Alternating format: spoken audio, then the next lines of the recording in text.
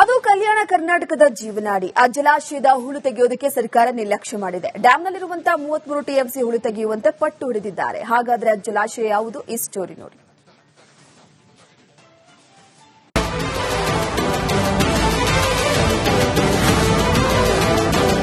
ಕಲ್ಯಾಣ ಕರ್ನಾಟಕದ ಜೀವನಾಡಿ ತುಂಗಭದ್ರಾ ಜಲಾಶಯದಲ್ಲಿ ತುಂಬಿರ್ತಕ್ಕಂಥ ಹೂಳನ್ನ ಎತ್ತಬೇಕು ಅಂತೇಳಿ ಹಲವು ಬಾರಿ ರಾಜ್ಯ ಸರ್ಕಾರಕ್ಕೆ ರೈತರು ಮನವಿಯನ್ನ ಮಾಡ್ತಾ ಇದ್ದಾರೆ.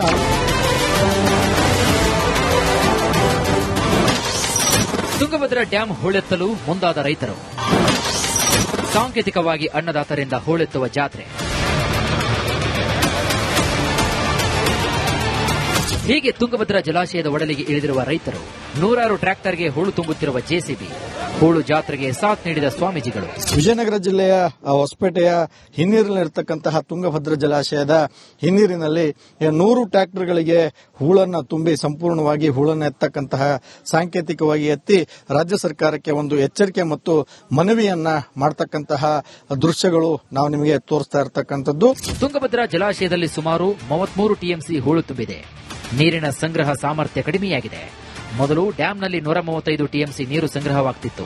ಇದೀಗ 100 ಟಿಎಂಸಿ ನೀರು ಮಾತ್ರ ಸಂಗ್ರಹವಾಗ್ತಾ ಇದೆ. ಕೂಡಲೇ ಸರ್ಕಾರ ಡ್ಯಾಂನ ಹೂಳನ್ನ ತೆಗಿಬೇಕು, ನೀರಿನ ಸಂಗ್ರಹ ಸಾಮರ್ಥ್ಯ ಹೆಚ್ಚಿಸಬೇಕು ಅಂತ ರೈತರು ಒತ್ತಾಯಿಸುತ್ತಿದ್ದಾರೆ.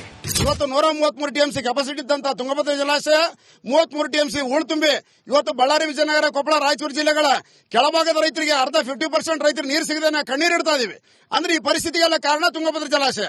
ಅಲ್ಲಿ ತುಂಬಿರ್ತಕ್ಕಂಥ ಹೂಳು, ಈ ಹೂಳಿನ ನಿರ್ವಹಣೆ ಮಾಡಬೇಕಂತ ಹೇಳಿ 1985ರಿಂದ ಕೂಡ ಎಲ್ಲ ಶಾಸಕರು ಕೇವಲ ನೀರಾವರಿ ಸಲಹಾ ಸಮಿತಿ ಸಭೆಯಲ್ಲಿ ಮಾತಾಡ್ತಾರ, ವಿಧಾನಸೌಧದಲ್ಲಿ ಒಪ್ಪಿತಪ್ಪಿ ಯಾರೋ ಶಾಸಕರು ಮಾತಾಡ್ತಾರ, ಅಲ್ಲಿಂದ ಇಲ್ಲಿವರೆಗೂ ಯಾರೋ ಕ್ರಮ ತೆಗೆದುಕೊಳ್ತಾ ಇಲ್ಲ.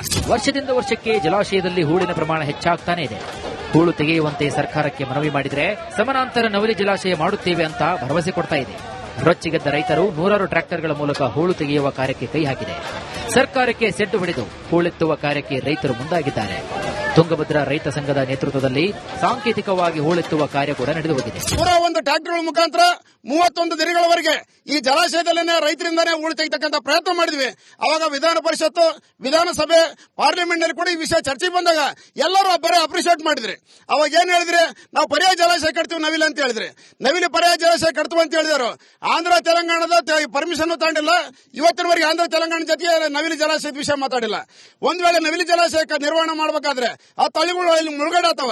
ಮುಳುಗಡಾಗ್ತಕ್ಕಂಥ ಆ ತಳಿಗಳನ್ನ ಅವರು ಸುಧಾರಣೆ ಮಾಡ್ಕೊಂಡು ಮಾಡೋದ್ರೊಳಗೆ 25 ವರ್ಷ ಬೇಕು.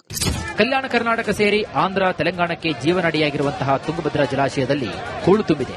ಸರ್ಕಾರ ಎಚ್ಚೆತ್ತು ಹೂಳು ತೆಗೆದು ಡ್ಯಾಂ ನೀರಿನ ಸಂಗ್ರಹ ಸಾಮರ್ಥ್ಯವನ್ನು ಹೆಚ್ಚಿಸಬೇಕಾಗಿದೆ. ಇನ್ನು ಸರ್ಕಾರ ಇದನ್ನ ಮಾಡುತ್ತಾ ಅನ್ನೋದನ್ನ ಕಾದು ನೋಡಬೇಕಾಗಿದೆ. ಸಾಂಕೇತಿಕವಾಗಿ ಹೂಳೆತ್ತಕ್ಕಂಥ ಕೆಲಸವನ್ನ ಮಾಡಿದ್ದಾರೆ. ಈ ಒಂದು ಹೂಳೆತ್ತಕ್ಕಂತಹ ಕೆಲಸಕ್ಕೆ ಹಲವಾರು ಮಠಾಧೀಶರು ಮತ್ತು ರೈತರು ಕೂಡ ಸಾಕ್ಷಿಯಾಗಿದ್ದಾರೆ. ರೈತರ ಜೊತೆಗೆ ನಿಲ್ಲಬೇಕು ಅಂತಕ್ಕಂತಹ ಎಚ್ಚರಿಕೆಯನ್ನ ಈ ಒಂದು ಭಾಗದ ರೈತರು ನೀಡ್ತಾ ಇದ್ದಾರೆ. K Suresh Chauhan, republic Kannada, Vijayanagara.